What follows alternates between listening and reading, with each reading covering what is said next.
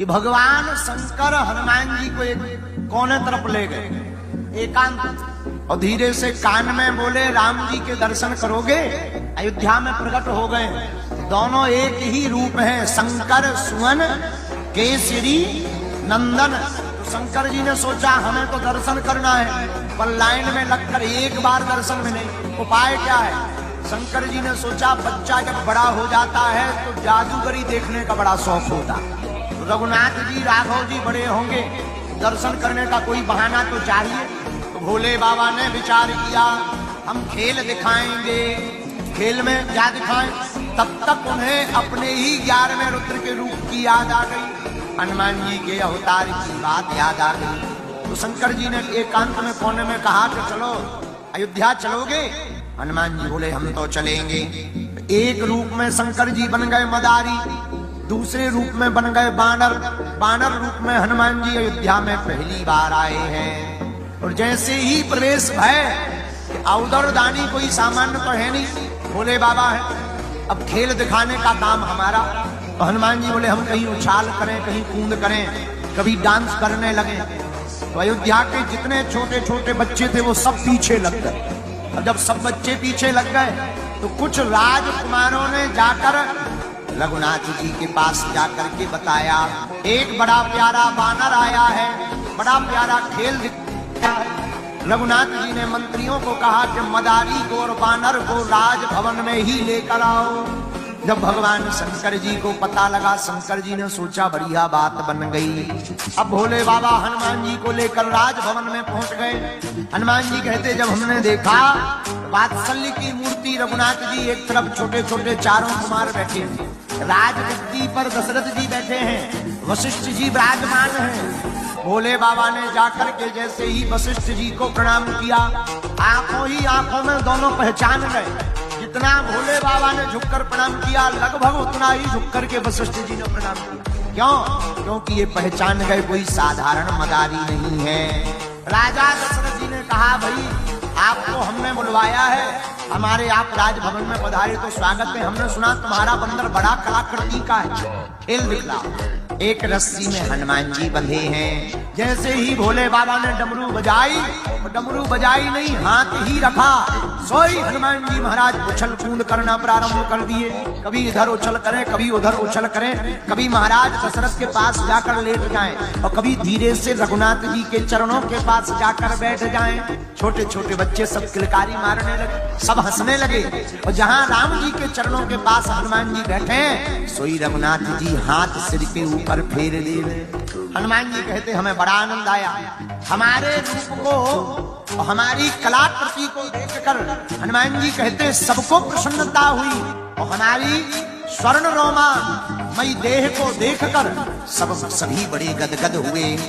हनुमान जी स्वर्ण के समान है, इनके रोम स्वर्ण के समान। रोम तो जानते हो, हनुमान जी का रूप सोने के समान है। राम जी ने हनुमान जी को लंका भेजा था, लंका कैसी है? सोने की। और हनुमान जी के रोम कैसे हैं?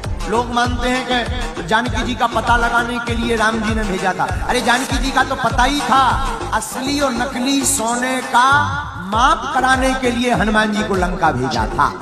हनुमान जी भी स्वर्ण शैलाभिदेहम है, लंका भी सोने की है। अच्छा, सोने का माप कैसे होता है? सोने का पता कैसे लगता है खरा है कि नकली है? सोने का पता लगता है अग्नि में। अग्नि में जब तपाया जाता है तब सोने का पता लगता। और वो जो लंका में आग लगी तो नकली सोना जल गया, असली सोना ज्यों का त्यों रहा। इससे तय होता है कि हनुमान जी खरा सोना है। हनुमान जी की स्वर्ण रोमा देख करके सभी बालक बड़े गदगद हो गए। कब रघुनाथ जी महाराज दशरथ की गोद में चले गए पता नहीं चला। न जाने उन्होंने क्या कह दिया, कान में कुछ कहा।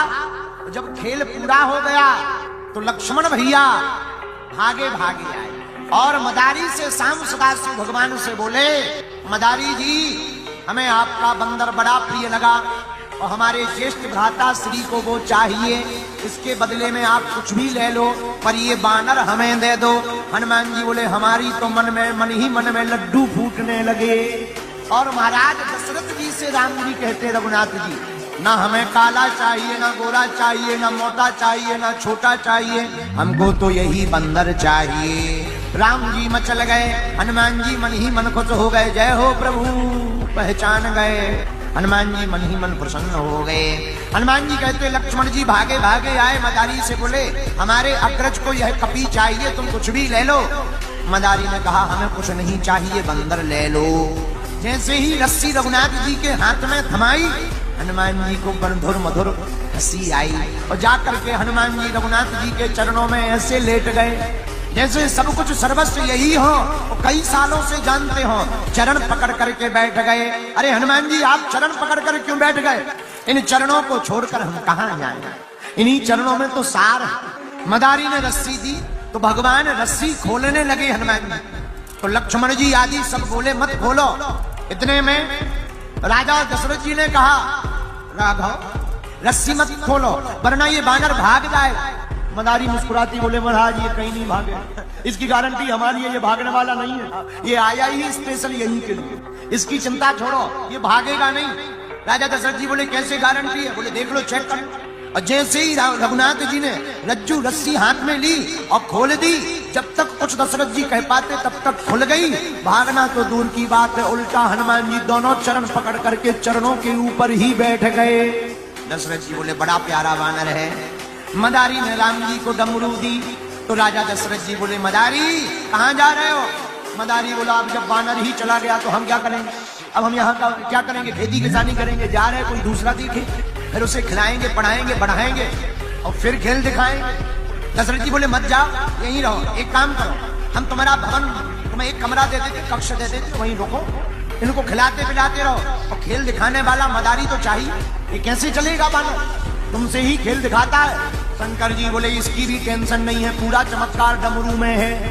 ये जो डमरू है, डमरू जो भी बजाता है ये खेल दिखाता है। राम जी बोले लाओ डमरू, और जैसे ही डमरू दी तो शंकर जी बोले पर बजाना भी तो नहीं आता, बच्चे हैं बजाना नहीं आता, आप रुक जाओ। शंकर जी बोले उसकी भी चिंता मत करो, जैसी बने पर डमरू बजनी चाहिए।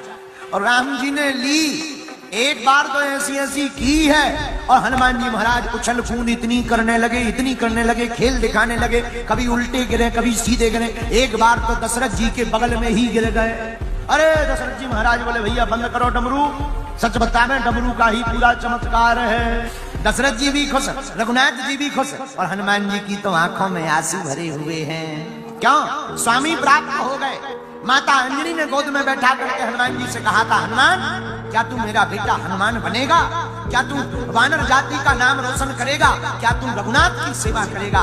जब आने लगे तो माँ ने गोद में से उठा करके अंक में भर लिया। लाल कहाँ जा रहे हैं? माँ अयोध्या जा रहा है। जाओ, अच्छी जगह जा रहे हैं बेटा, वो रघुनाथ जी है, खूब सेवा कर, ब्रह्म है, चरणों को मत छोड़ना। उन चरणों को देखने के लिए बड़े बड़े अमलात्मा विमलात्मा महात्मा तरसते। हनुमान जी उन चरणों को पकड़ करके, अब तो बाल काल में ही हनुमान जी का मिलन हो गया। जहां जहां राम जी जाते हनुमान जी भी वहीं चले जाते।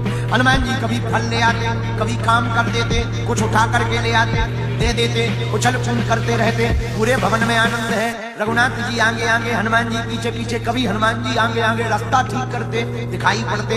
यह लीला देख करके सभी बाल गोपाल राजकुमार बड़े आनंदित हैं। बोलो हनुमान जी महाराज की।